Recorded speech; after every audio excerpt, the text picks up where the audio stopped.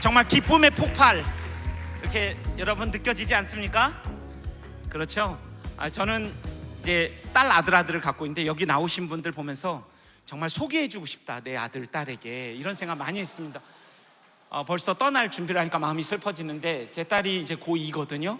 그리고 중3, 초6인데 정말 소개해주고 싶은 그런 열망이 막 제 마음에 일어났습니다.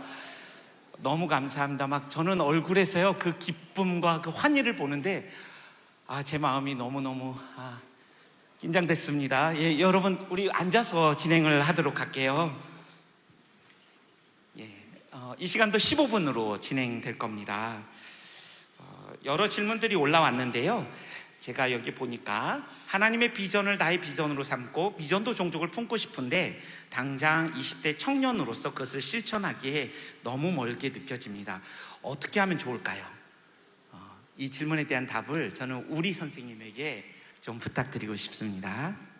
네, 안녕하세요. 저는 지금 29살이에요. 그래서 저도 이제 막바지 20대를 달리고 있습니다. 그래서 제가 3년 차로 지금 튀르키예에서 사역하고 있는데요. 그 3년 전이니까 26살, 27살 때 제가 터키에 나간 것 같아요. 근데 제가 당황스러웠지만 짧게라도 생각을 해보니까요.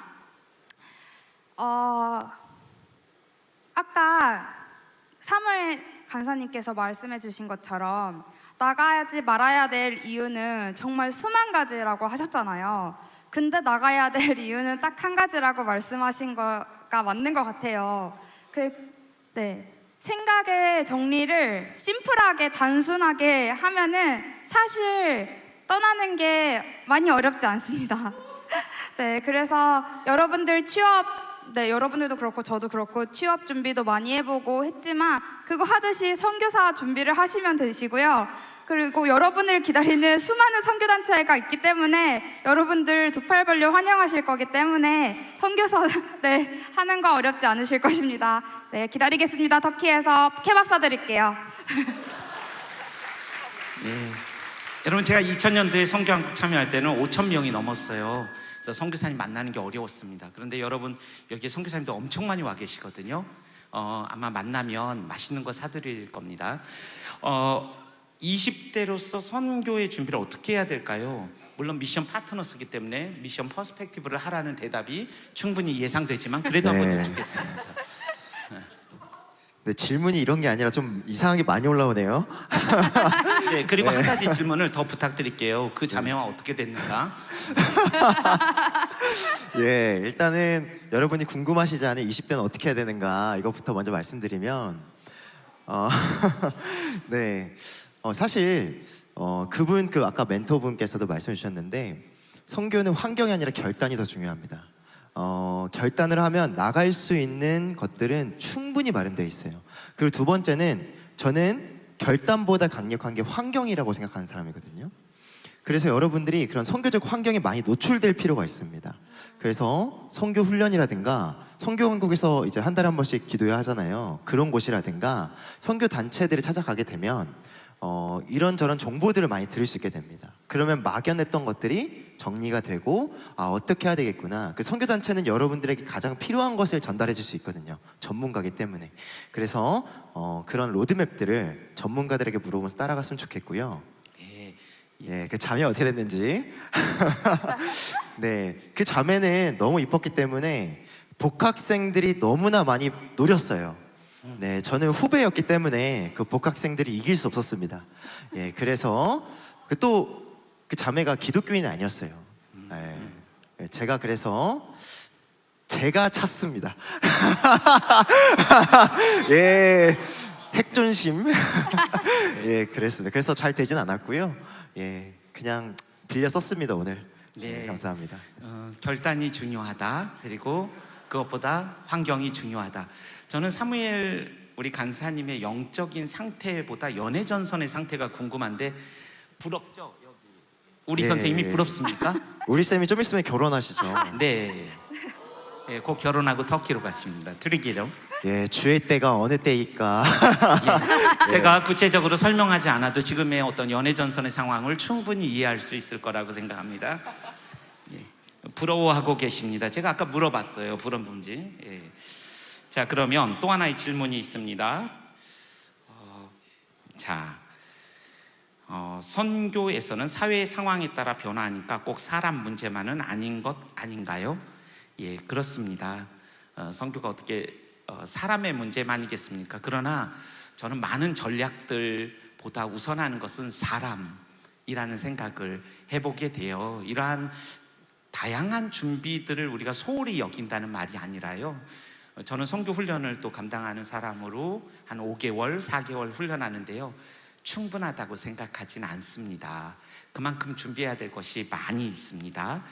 그럼에도 불구하고 하나님은 사람을 통해 일하시죠. 그런 면에서 저는 이곳에 모인 한 분 한 분이 여러분이 어떤 사람이라고 생각하는 것보다, 정의하는 것보다 훨씬 더 중요한 분들이라고 생각합니다.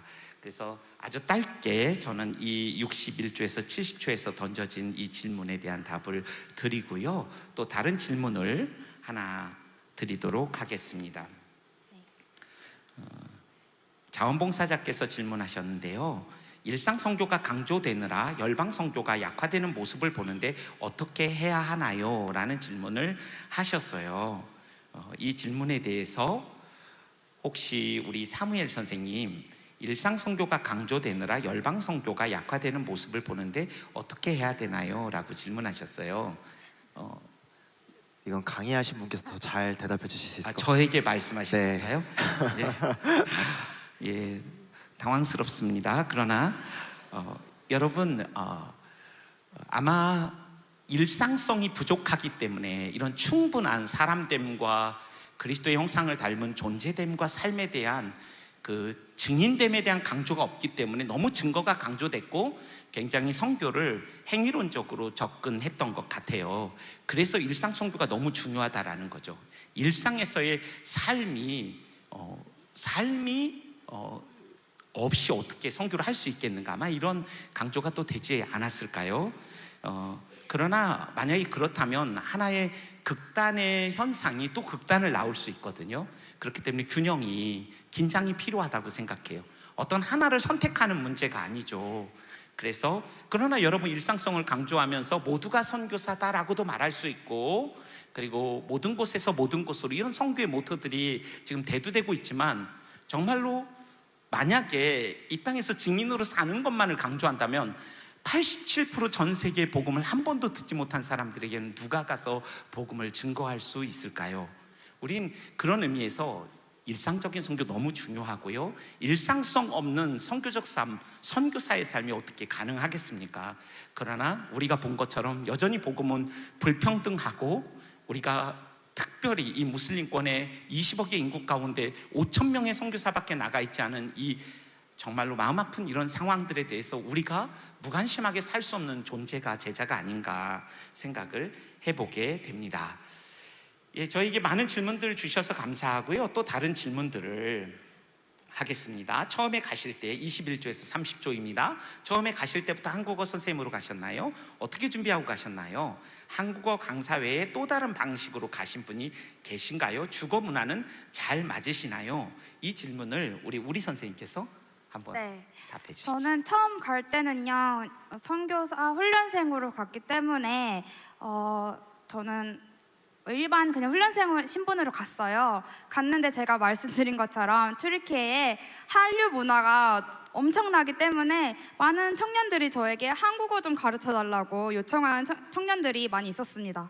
그래서 제가 돌아와서 진로 고민을 하던 그 시기에, 그 2018년도 그 선교한국에 왔던 그 시기에 제가 대학원에 입학했습니다. 그래서 거기서 한국어 교육 과정을 거쳐서 이렇게 이 방향으로 터키에서는, 왜냐하면 선교사 비자를 받을 수 없고 창의적으로 사역을 해야 됐기 때문에 한국어 선생님으로 이제 준비를 해서 갔고요. 간 것은 사실 그 한국어 교원 자격증도 중요하지만 사실은 정말 선교사로서 준비되는 것이 필요하다고 생각합니다. 그래서 먼저는 선교 훈련을 먼저 받으시는 것이 우선이고, 부르심을 받으시는 것이 우선이고요. 그 다음에 은사에 맞춰서 그러한 자격증을 따시면 좋을 것 같아요. 그리고 두 번째 질문으로는 한국어 강사 외에 또 다른 방식으로 가신 분이 계신가요? 주거 문화는 잘 맞으신가요? 네, 제가 그 지중해 지역에서 사역할 때 저랑 동갑내기 친구가 있었어요. 그 자매는 YWAM에서 파송받아서 온 자매였는데요. 그 자매는 한국 컨셉을 한 카페를 열었어요. 그래서 그 카페에서 그런 문화 활동도 하고 그러면서 그것을 통해서 또 교회로 연계하고 이런 활동들이 이루어지고 있어요. 그래서 요즘은 다양한 선교들이 이루어지기 있기 때문에 여러분들의 은사를 잘 개발하셔서 나가셔도 될 것 같고요. 주거 문화는 너무 잘 맞아요. 터키랑 한국이랑 너무 좋기 때문에 뭐 어려움 겪으실 건 없으실 것 같습니다. 네, 감사합니다. 또 질문이 있었어요. 여러 질문이 있지만 다 담을 수 없는 거 죄송하게 생각하고요. 야망이 아닌 비전을 따라 살기 위해 어떻게 해야 할까요? 어떻게 야망과 비전을 분별할 수 있을까요? 네, 이 질문 혹시 사무엘 선생님 네. 비전과 야망을 비전을 강의하셨기 때문에 이거 잘 아실 것 같아요. 예. 네, 야망 이건 아주 사무엘 선생님께 질문한 걸로 제가 11조 20조 예. 이 남경우 선교사님께 올린 걸 계속 저한테 질문하시. 네. 비전과 야망을 구분하는 방법은 솔직히 정말로 어렵습니다. 네, 그렇기 때문에 매일매일 하나님 앞에 나가는 것 외에는 저는 밥을 말할 수가 없는 것 같아요. 이것이 정말 야망인가 비전인가는 솔직히 질문한 사람과 하나님 앞에 설 때 가장 드러납니다. 그래서 하나하나 쳐내 가면서 또 정결하게 준비를 하시다 보면 야망이니까 나는 안 나가 이러시면 아무 일도 벌어지지 않고요.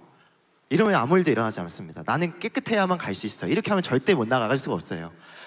일단 나가시면서 그것을 찾아가시고 내 야망이 조금 섞여 있을지라도 어제 찬양했던 것처럼 십자가의 보혈로 나의 자격 있는 나의 것이 아니라 그런 마음으로 나가신다면 하나님께서 그 길을 인도하시고 야망은 꺾으시고 하나님의 뜻을 세워주실 것이라고 저는 믿습니다. 그래서 만약 그런 비전이 있으시다면 야망이라 생각하지 마시고 하나님이 주신 소망일 수도 있거든요. 그러니까 기도하시면서 우리 선교단체들과 함께 하면서 길을 발견해 가셨으면 좋겠습니다. 네, 너무 감사하고요. 야망과 비전을 그 경계선에서 늘 왔다 갔다 하는 사람이 선교사일 겁니다. 위험한 소명이라는 책이 있는데 선교사는 위험한 소명 앞에 서 있는 사람입니다. 어쩌면 우리 모든 그리스도인들이 그런 존재가 아닐까요? 저는 미셔니즘이라는 단어를 간혹 사용합니다. 선교주의죠. 선교에 헌신하면 망한다 이런 이야기를 하신 분이 계세요. 그럼 무엇에 헌신해야 되는가? 복음에 헌신해야만 합니다. 복음을 희생시키고 선교할 수 있어요. 선교를 하면 할수록 도덕적 우월주의와 자기의로 충만할 수 있습니다. 교만하고 위선 가운데 늘 우리는 살 수 있어요. 선교사로 살면 살수록 더 교만과 위선이 강화될 수도 있어요. 그럼 우리는 어떻게 해야 될까요? 날마다 복음 앞에, 그 복음은 무엇입니까? 그리스도께서 우리를 위하여 행하신 일이겠죠. 그분이 아무 조건 없이 우리를 수동적으로 의롭게 하셨고 우리가 죄 없다 할 뿐 아니라 양자를 삼으셨다는 그리스도께서 우리를 위하여 삼위 하나님이 행하신 일들로 날마다 가지 않고 어떻게 우리가 이 위험한 소명에서 진실하고 겸손하고 순결하게 이 길을 갈 수 있겠습니까? 날마다 자신에게 복음을 가르치는 사람이 필요할 겁니다. 그래서 우리는 복음에 헌신된 선교사가 정말 필요하다는 생각을 해봅니다.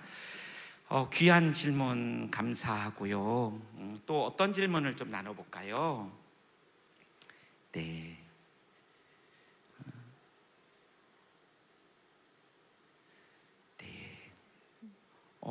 혹시 10cm 권정열 닮았다는 말씀 들어보셨나요?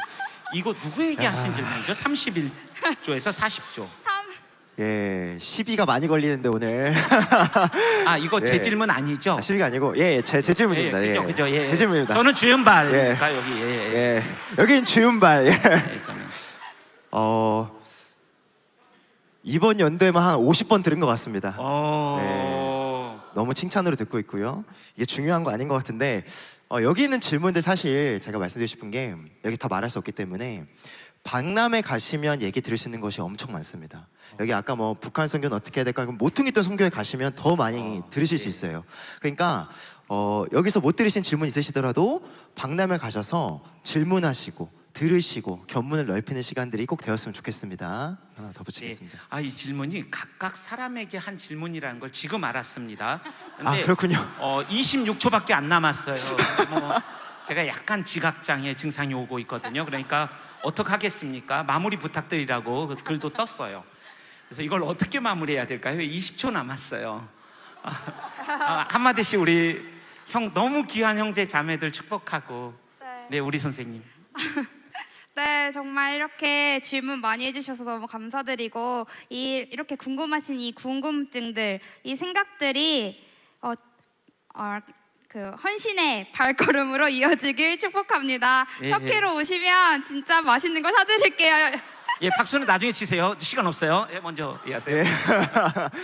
네. 여기 있는 질문들 보니까 제가 했던 다 질문들인 것 같아요. 이런 질문들을 가지시고 저희뿐만 아니라 옆에 사람도 많이 나왔으면 좋겠습니다. 여기 계신 분들이 다 마음이 있기 때문에 나누시고 박람회 오시고 안녕하세요 인사하시면서 계속 인사 나누면 좋겠고요. 미션 파트너스로 오시면 제가 인사드리고 소개해드리도록 하겠습니다. 감사합니다. 여러분 만나 뵙게 돼 너무 영광이고 이 영광스러운 특권과 기회에 우리 모두가 참여하는 주님의 형제자매 되시기를 주님의 이름으로 축복합니다. 마치겠습니다.